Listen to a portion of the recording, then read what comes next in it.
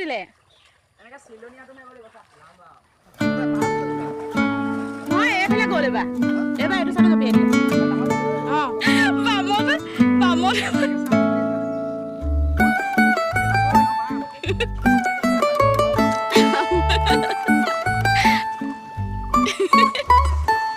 অলপ মৰম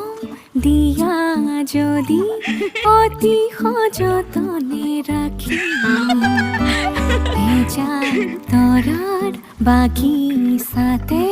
মৰম ধেনু আঁকি নেলাগে ঘৰ খনি তোমাতি ঘৰ সাজি সপোন পাৰৰ নামত বহি আমাৰ কাহিনী লিখি